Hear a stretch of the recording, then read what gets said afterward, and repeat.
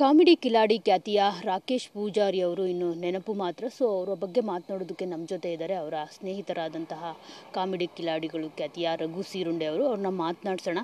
Sir ನಮಸ್ತೆ.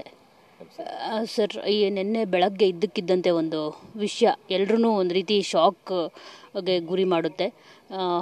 ಅಂದರೆ ರಾಕೇಶ್ ಪೂಜಾರಿ ಅವರು ಇನ್ನಿಲ್ಲ ಅಂತ ಅನ್ನೋದು ಆ್ಯಸ್ ಎ ನಮಗೆ ಬೇಜಾರಾಯಿತು ಆ ಸುದ್ದಿ ಕೇಳಿಬಿಟ್ಟು. ನೀವು ಸ್ನೇಹಿತರು ತುಂಬ ವರ್ಷಗಳಿಂದ ಎಲ್ಲರೂ ಒಂದೇ ಸ್ಟೇಜ್ ಮೇಲೆ ನಿಮ್ಮ ಒಂದು ಜೀವನವನ್ನು ಕಟ್ಕೊಂಡವರು ಎಲ್ಲರೂ ಸಹ. ಸೊ ನಿಮಗೆ ಈ ವಿಷಯ ಕೇಳಿ ಎಷ್ಟು ನೋವಾಯಿತು, ಏನು ಹೇಳ್ತೀರಿ?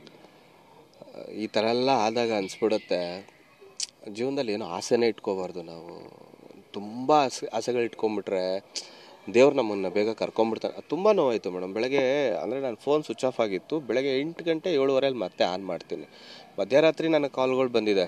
ಅಂದರೆ ವಾಟ್ಸಪ್ ಕಾಲ್ ಟ್ರೈ ಮಾಡಿದ್ದಾರೆ, ನಾರ್ಮಲ್ ಕಾಲ್ ಟ್ರೈ ಮಾಡಿದ್ದಾರೆ. ನನ್ನ ಫೋನ್ ಸ್ವಿಚ್ ಆಫ್ ಆಗಿದೆ. ನಾನು ಬೆಳಗ್ಗೆ ಎದ್ದ ತಕ್ಷಣ ಒಂದು ಫೋನ್ ಬರುತ್ತೆ, ಸಾಗರ್ ಅಂತ ಹೇಳಿತು. ಫೋನ್ ಮಾಡಿಬಿಟ್ಟು ಈ ಥರ ರಾಕಿಗೆ ಏನಾಯಿತು ವಿಚಾರ ಗೊತ್ತಿಲ್ವಲ್ಲ, ನಾನು ಏನೂ ತೆಗೆದು ನೋಡಿಲ್ಲ. ಹೇಳಿದ ರಾಕಿ ಇಲ್ವಂತೆ ಅಂದರು. ಹಾಂ, ಏನು ಹೇಳ್ತಾಯಿದ್ಯಾ ಸಾಗರ್, ಒಂದು ನಿಮಿಷ ಇರು. ನನಗೆ ಹೇಳಿದ ತಕ್ಷಣ ಒಂದು ನಿಮಿಷ ಏನೂ ಮಾತಾಡಲಿಲ್ಲ, ಕುತ್ಕೊಂಡು ಎಲ್ಲರಿಗೂ ಫೋನ್ ಮಾಡ್ತಾಯಿದ್ದೀನಿ. ದೀಪಿಕಾಗೆ ಫೋನ್ ಮಾಡ್ತಾಯಿದ್ದೀನಿ, ಪ್ರವೀಣಿಗೆ ಫೋನ್ ಮಾಡ್ತಾಯಿದ್ದೀನಿ, ಹಿತೇಶು, ಎಲ್ಲರ ನಂಬರು ಬ್ಯುಸಿ ಬರ್ತಾಯಿದೆ. ಕೊನೆಗೆ ಸತೀಶ್ ಅಣ್ಣ ಕಾಮಿಡಿ ಕಿಲಾಡಿ ಇದು ಡೈರೆಕ್ಷನ್ ಮಾಡ್ತಿರಲ್ಲ, ಅವ್ರಿಗೆ ಫೋನ್ ಮಾಡಿದಾಗ ಅವ್ನು ಕಣೋ ನಿಜ ಅಂದರು. ನಂಬಕ್ಕೆ ಆಗಿಲ್ಲ ಮೇಡಮ್. ಯಾಕೆ ಅಂತ ಹೇಳಿದ್ರೆ ಮೇ ಬಿ ಆಕ್ಸಿಡೆಂಟ್ ಏನಾರು ಆಗಿ ಆ ಥರ ಏನಾರು ಆಗಿ ತೀರೋಗಿದ್ರೆ ಅಂತ ನಾನು ಅಂದ್ಕೊಂಡಿದ್ದು. ಹಾರ್ಟ್ ಅಟ್ಯಾಕ್ ಅಂದಿದ ತಕ್ಷಣ ಒಂದು ಸೆಕೆಂಡು ಮನುಷ್ಯನ ಜೀವನ ಹೆಂಗಾಗೋಗಿದೆ. ನಾವೆಲ್ಲ ಕೇಳ್ತಾ ಇದ್ದೀವಿ ನಿಜವಾಗ್ಲೂ 40, 50, 60 ಇಯರ್ಸ್ಗೆ ಹಾರ್ಟ್ಗೆ ಏನೋ ಪ್ರಾಬ್ಲಮ್ ಆಗುತ್ತೆ, ತೀರೋಗ್ತಾರೆ ಅಂತ. 33 ಇಯರ್ಸು, ಮತ್ತು ತುಂಬ ಎನರ್ಜಿ, ಸಖತ್ ಎನರ್ಜಿ ಇತ್ತು ಅವನಿಗೆ. ಅಷ್ಟು ಚೆನ್ನಾಗಿ ಆ್ಯಕ್ಟಿವ್ ಆಗಿದ್ದವನು ಇಮಿಡಿಯೇಟಾಗಿ ಹಿಂಗೆ ಆಗ್ತಾನೆ ಅಂದರೆ ನೆನ್ನೆಯಿಂದನೂ ನಂಗೆ ತುಂಬ ಬೇಜಾರಾಗ್ತಿರೋದೇನೆಂದರೆ ಸುತ್ತಲೂ ಇರೋರ್ನು ನಗಿಸ್ತಾ ಇದ್ದ, ಅವನು ನಗ್ತಾ ಇದ್ದ. ನಗ್ತಾನೆ ನಮ್ಮನ್ನು ಬಿಟ್ಟು ಹೊರಟೋಗ್ಬಿಟ್ಟ. ಅಂದರೆ ಡ್ಯಾನ್ಸ್ ಮಾಡಿಕೊಂಡು ನಗ್ತಾ ಖುಷಿಯಾಗಿದ್ದು ನಮ್ಮನ್ನೆಲ್ಲ ಬಿಟ್ಟು ಹೊರಟೋದ. ನನಗೆ ನಿಜವಾಗ್ಲೂ ನೆನ್ನೆಯಿಂದನೂ ನಮ್ಮ ಪ್ರವೀಣ ಆಗಿರ್ಬೋದು, ದೀಪಿಕಾ ಆಗಿರ್ಬೋದು, ಸೂರಜ್, ಇವ್ರುಗಳನ್ನೆಲ್ಲ ನೋಡ್ತಿದ್ರೆ ಅಪ್ಪ, ನಾವು ದೂರ ಇದ್ದೀವಿ.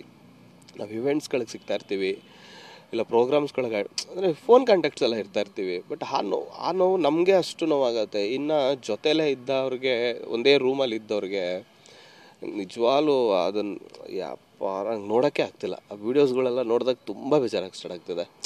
ಅವನಿಲ್ಲ ಅನ್ನೋದನ್ನು ನಮ್ಮ ಕೈಲಿ ಊಹಿಸ್ಕೊಳ್ಳೋಕ್ಕೆ ಆಗ್ತಿಲ್ಲ. ಯಾಕಂದರೆ ನಾನು ಮೊನ್ನೆ ಒಂದು 15 ದಿವಸದ ಮುಂಚೆ ಪ್ರೋಗ್ರಾಮಲ್ಲಿ ಸಿಕ್ಕಿದ್ವಿ. ಪ್ರೋಗ್ರಾಮ್ಸ್ಗಳು ಅಂದರೆ ಇವೆಂಟ್ಸ್ಗಳು ಮಾಡ್ತಾನೆ ಇರ್ತೀವಿ, ಉತ್ತರ ಕರ್ನಾಟಕಗಳು ಹೋಗ್ತಿರ್ತೀವಿ. ಈಗ 21ಕ್ಕೆ ಒಂದು ಪ್ರೋಗ್ರಾಮಿಗೆ ಮಾತಾಡಿದ್ದೆ.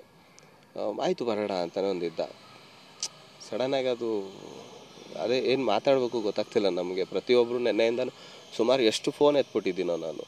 ಅಷ್ಟು ಫೋನ್ ಮಾತಾಡಿದವ್ರಿಗೆಲ್ಲ ಎಲ್ಲರಿಗೂ ಏನು ಹೇಳೋಣ, ಹೆಂಗಾಯಿತು. ತುಂಬ ಹತ್ರ ಇರೋರ್ಗೆ ಗೊತ್ತಿರುತ್ತೆ. ಈಗ ಹಾರ್ಟ್ ಅಟ್ಯಾಕ್ ಆಯಿತು ಅಂತ ಕೆಲವು ಊಹಾಪೋಹಗಳು ಶುರು ಮಾಡಿಬಿಟ್ರು, ಹಂಗಂತೆ ಹಿಂಗಂತೆ ಅಂತ. ಆ ಥರದ್ದೆಲ್ಲ ಏನೂ ಇಲ್ಲ. ಅಂದರೆ stress, back to back shoot ಕೆಲಸ ಮಾಡಿದ್ದಾನೆ. ಶೂಟಿಂಗ್ ಮುಗಿಸ್ಕೊಂಡು 2 ದಿನ ತುಂಬ ಸ್ಟ್ರೆಸ್ ಆಗಿರುತ್ತೆ, ನಿದ್ದೆ ಇರಲ್ಲ. ಮತ್ತು ನಮಗೆ ಹೊರಗಡೆ ಹೋದರೆ ಸರಿ ಊಟ ಸಿಕ್ಕಲ್ಲ. ಅಂದರೆ ಮನೆ ಊಟನೇ ನಮಗಿರಲ್ಲ. ಯಾವಾಗಲೂ ಹೋಟೆಲಲ್ಲಿ ಅಲ್ಲಿ ಇಲ್ಲಿ ಹೊರಗಡೆ ತಿಂತೀವಿ. ಏನು ಸಿಗುತ್ತೋ ಅಂತ ತಿನ್ನಬೇಕು, ಏನು ಸಿಗುತ್ತೋ ನೀರು ಕುಡಿಬೇಕು. ಕೆಲವು ಟೈಮಲ್ಲಿ ಗಂಟ್ಲಿಗೆ ಇನ್ಫೆಕ್ಷನ್ ಆಗುತ್ತೆ, ಈ ಡಸ್ಟ್ ಇನ್ಫೆಕ್ಷನ್ ಆಗಿರ್ಬೋದು. ಈ ಸ್ಟ್ರೆಸ್ ಇದ್ದಾಗ ಅಲ್ಲಿ ಪಾರ್ಟಿಲಿ ಡ್ಯಾನ್ಸ್ ಮಾಡಿದಾಗ ಗೊತ್ತಿಲ್ಲ, ಅದು ಅಟ್ಲೀಸ್ಟ್ ಅವ್ನಿಗೆ ಇವಾಗ ಅನ್ಕೊತೀವಿ ನಾವು, ಆ ಪೇಯ್ನ್ ಬಂದಿದ ತಕ್ಷಣ ಕರ್ಕೊಂಡು ಹೊರಟೋಗ್ಬೇಕಾಗಿತ್ತು. ಲೋ BP ಆಯಿತು. ಹಾರ್ಟ್ ಅಟ್ಯಾಕ್ ಆದಮೇಲೆ BP ಲೋ ಆಗೋಕ್ಕೆ ಸ್ಟಾರ್ಟ್ ಆಗುತ್ತೆ. ನಮಗೆ ಗೊತ್ತಿಲ್ಲಲ್ಲ.